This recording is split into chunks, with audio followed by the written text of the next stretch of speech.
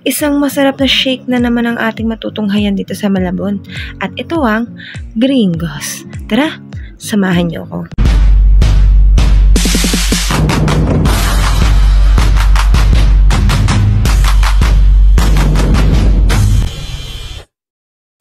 Sobrang sikat daw nitong bilihan ng shake na to dito sa Kamanaba area.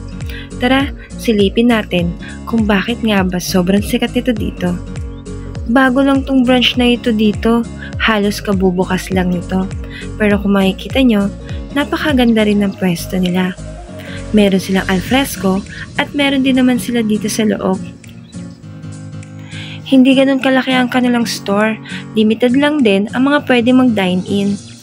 Ito naman yung kanilang mga in-offer na pagkain dito. Meron silang mga pastries at mga iba't ibang klase ng drinks. Meron silang frap, kape, fruity, milk tea, at ito yung kanilang mga pastries. Mukhang masasarap ah. Makikita nyo rin dito kung paano nila ginagawa yung mga coffee nila.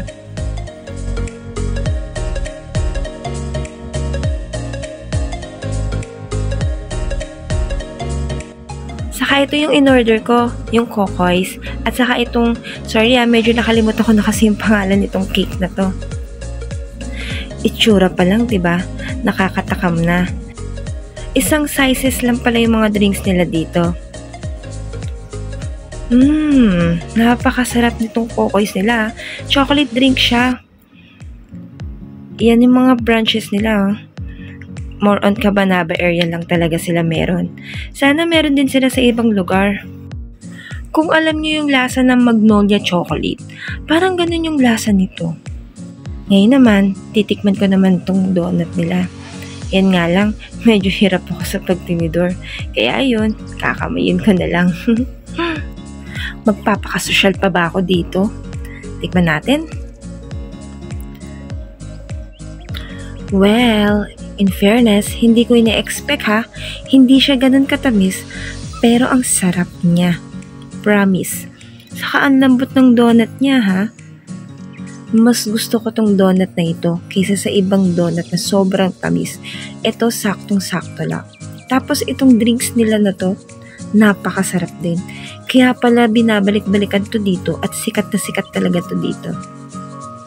Saka itong donut na to, ang tagal din bago ko naubos ha. Akala ko nga, maliit lang siya. Pero hindi rin pala, kasi siksik yung laman niya. Kasi meron din siyang laman sa loob. At yung laman niya sa loob, napakasakto lang yung tamis. Talagang sulit na sulit. Kung malapit lang talaga ako dito sa areang to, baka inaraw-araw ko na yung pagpunta dito. Kaya baka naman, Gringos, pwede nyo akong padalhan. Siguro masarap din yung iba nilang drinks dito. Gusto ko nga sanang itry yung Spanish latte nila kaso hindi na daw available ng ganitong oras. 4 o'clock pala yung open ng store nila dito. Mas okay sana kung 24 hours, no? Saka mas maganda rin siguro kung medyo malaki-laki yung pwesto nila dito sa loob para maraming pwedeng man-dine in.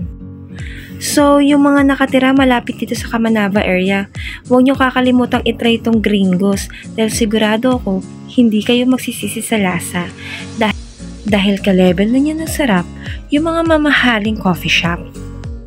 So, paano guys? Uubusin ko na itong pagkain ko ha? Sigurado natatakam na rin kayo. Punta na kayo dito! Salamat sa panonood! Paalam!